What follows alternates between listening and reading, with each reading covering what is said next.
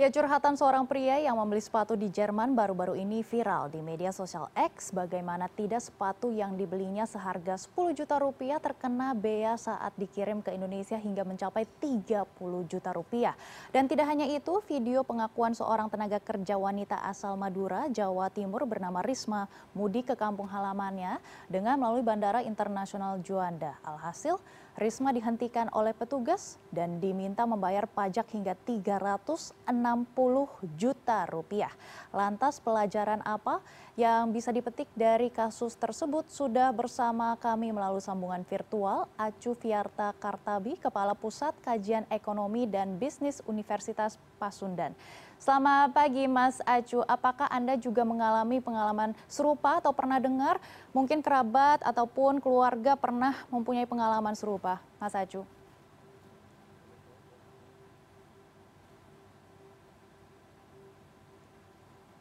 Ya, kita kan sebelum membeli barang di marketplace luar negeri itu juga melihat ya, melihat berbagai informasi dan sebagainya.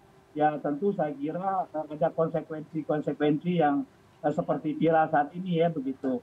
Dan tentu saya kira ini beda kasus, beda cerita. Begitulah Mbak Megi ya.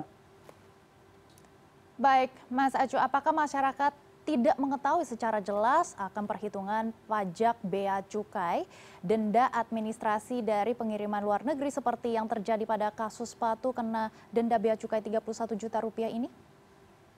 Kalau kita membeli barang dari luar negeri, sebenarnya di dalam proses pembayaran barang yang diimpor itu sudah ada rincian biaya ya. Jadi memang tidak berbicara sanksi karena kita kan menggunakan jasa perusahaan jasa titipan. Dan tentunya perusahaan jasa titipan sudah memahami aturan terkait dengan bea masuk ya, kemudian PPN dan juga PPh dalam rangka impor gitu. Sehingga kemudian tidak berasumsi kemudian ada sanksi karena biaya yang dibayarkan itu sudah tertera di dalam invoice begitu. Nah, saya kira ini memang karena literasi yang juga kurang ya. Tentu kalau kita melihat kasus yang viral ini Mbak Megi, ini kan karena under invoicing ya, yaitu harga yang dicantumkan terkait dengan nilai kepabeanan barang yang diimpor itu berbeda dengan barang setelah dilakukan pemeriksaan, sehingga kemudian diduga terjadi adanya pelanggaran sehingga kemudian dikenakan sanksi. Nah, sanksi ini memang diatur begitu ya, tetapi sanksi ini juga tidak ujuk-ujuk seperti itu. Kalau kita lihat di dalam peraturan Menteri Keuangan nomor 99 tahun 2019 bahwa ada grade-nya begitu. Berapa kali perusahaan jasa titipan itu melakukan kesalahan di dalam invoicing ya yang dicantumkan di dalam barang kepabeanan yang diimpor. Saya kira memang ini akibat literasi yang kurang, kemudian pemahaman juga para pelaku importir juga kurang begitu, dan mungkin juga perlu sistem yang perlu lebih simpel dan diperbaiki ya. Saya kira juga banyak orang bea cukai juga tidak bisa menghitungnya secara langsung karena ini kan by system.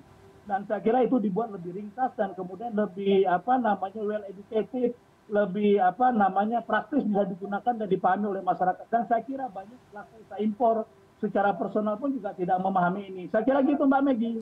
Baik Mas Acu, ini kami garis bawahi under invoicing.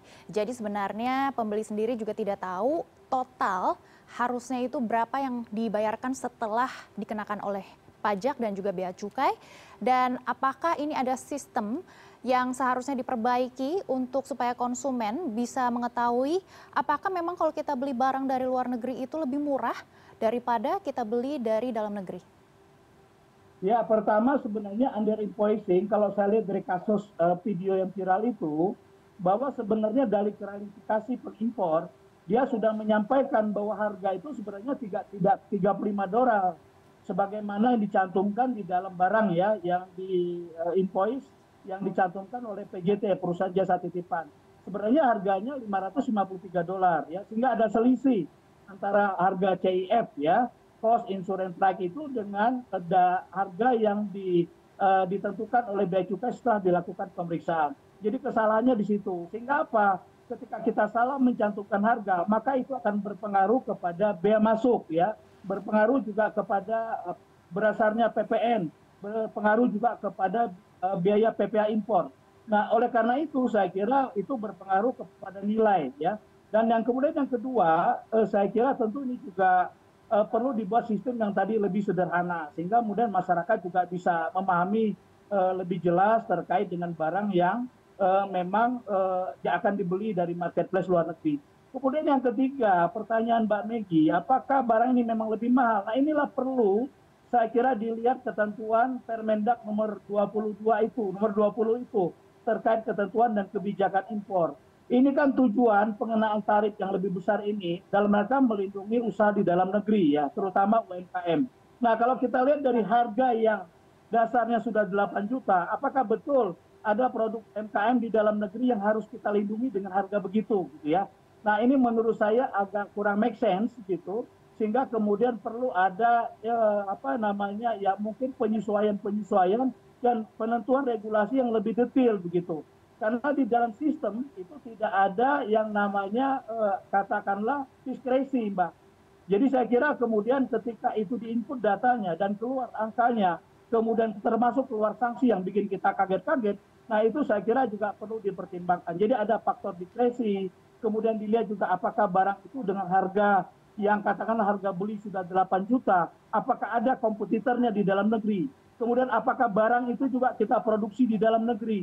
Ya saya nggak tahu, jangan-jangan kalau produsen alas kaki itu kan produk alas kaki ya kasusnya, jangan-jangan juga diproduksi di Indonesia begitu.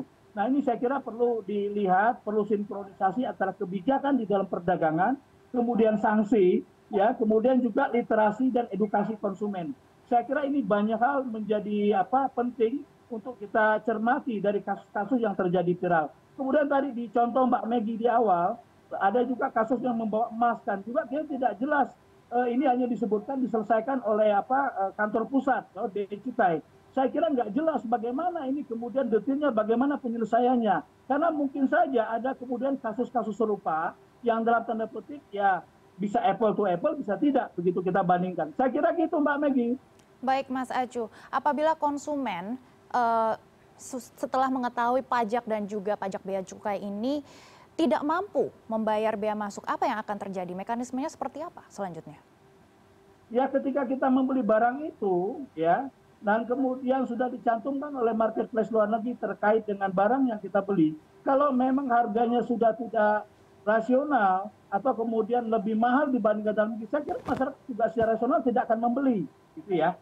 Nah ini saya kira juga penting, karena untuk harga barang yang sama di dalam negeri bisa jadi tidak ada barangnya, gitu ya. Nah, apakah barang itu dibeli di luar negeri itu karena memang lebih murah?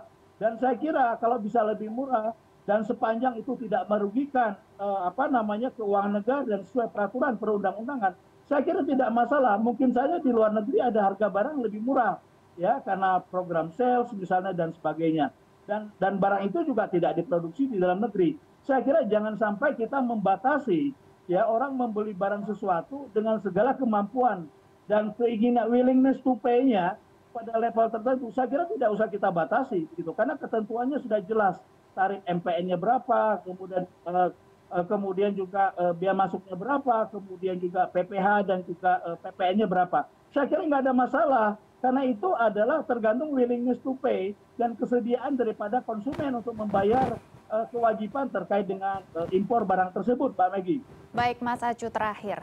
Masukan dari Mas Acu terkait dengan bea impor, kebijakannya harusnya seperti apa sebagai cara pemerintah Indonesia melindungi industri UMKM Indonesia dan juga bisa bersaing dengan negara lainnya? Ya, jadi pertama peraturan itu dibuat sederhana dan saya kira sosialisasi dan literasinya ditingkatkan, ya.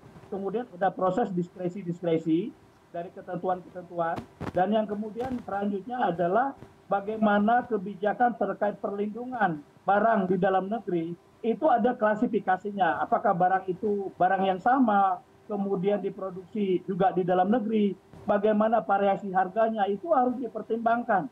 Sehingga kemudian tidak ujuk-ujuk saya kira dianggap bahwa semua barang yang diimpor itu harus dikenakan bea masuk dan tarif yang tinggi untuk melindungi industri dalam negeri. Padahal industri dalam negeri tidak memproduksi itu. Saya kira itu Mbak Megi yang urgent dan penting untuk dilakukan, termasuk juga bagaimana edukasi itu dimaksimalkan, gitulah. Baik, kami akan menanti regulasi dan juga mengikuti dan juga terus memantau terkait dengan regulasi pajak bea cukai. Terima kasih Mas Acu sudah bergabung bersama kami di CNN Indonesia Business dan Referensi. Terima kasih Mbak Selamat Maggie, bertugas kembali. selamat pagi.